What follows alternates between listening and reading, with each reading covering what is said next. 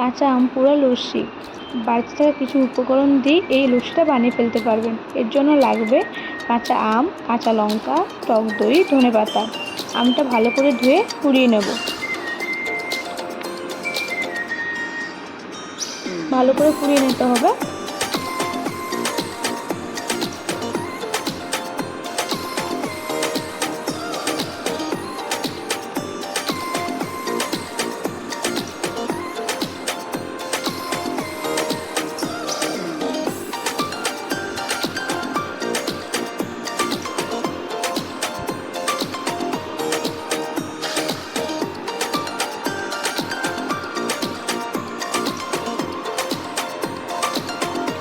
আমটা হতে থাক, এরপর আমরা বাকি উপকরণগুলো রেডি করে নেব।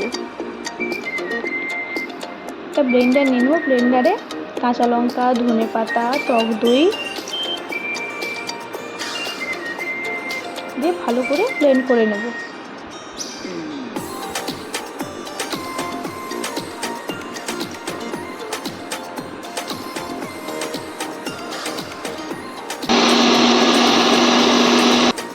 ব্লেন্ড হয়ে গেছে।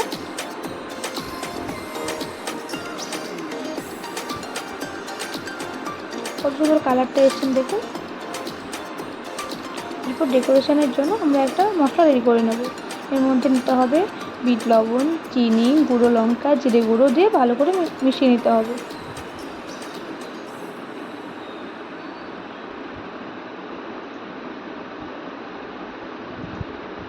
এবার আমটা আমাদের রেডি হয়ে গেছে, পোড়ানো হয়ে গেছে।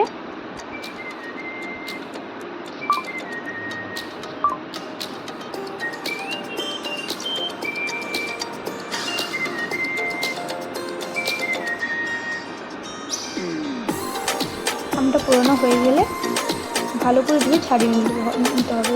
গ্রেটারের সাহায্যে গ্রেট করে নেবো আমটা।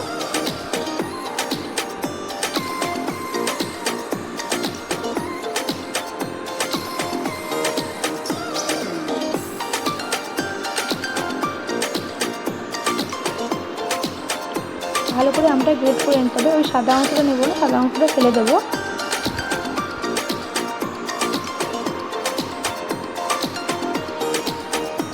এরপর বিট লবণ দিয়ে দেবো,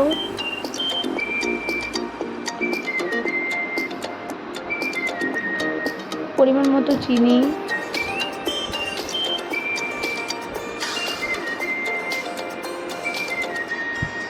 লবণ পরিমাণ মতো,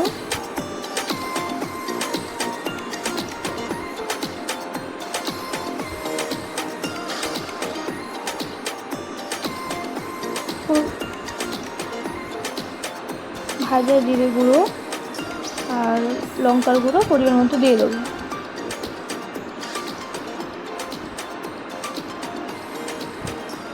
অল্প একটু লঙ্কার গুঁড়ো দেবো, বেশি পরিমাণ লঙ্কা দেবো না, যেহেতু কাঁচা লঙ্কা দিয়েছি।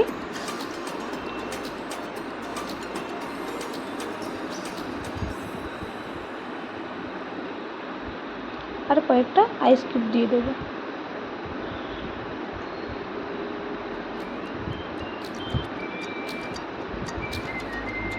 তারপর আবার এগুলো ভালো করে ব্লেন্ড করে নিতে হবে।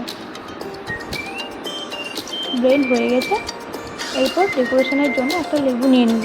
লেবুটা গ্লাসের মুখের কাছে লাগিয়ে নেব।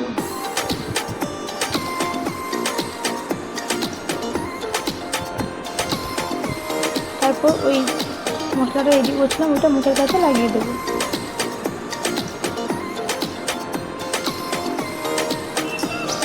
যখন লস্যিটা খাবো তখন লস্যির সঙ্গে ওটা যখন মুখে লাগবে দারুণ লাগবে খেতে আমাদের, আর দেখতেও খুব ভালো লাগবে। তারপর লস্যিটা গ্লাসে ঢেলে নেব।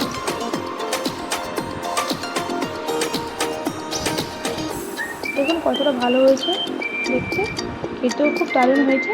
আপনারা অবশ্যই বাড়িতে বানিয়ে দেখবেন, খুবই ভালো লাগবে খেতে। ওপর দিয়ে একটু জিরে গুঁড়ো দিয়ে দেবো।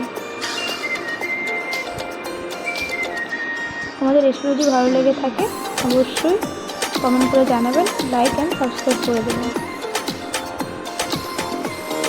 আমাদের কাঁচা আম পোড়া লস্যি রেডি।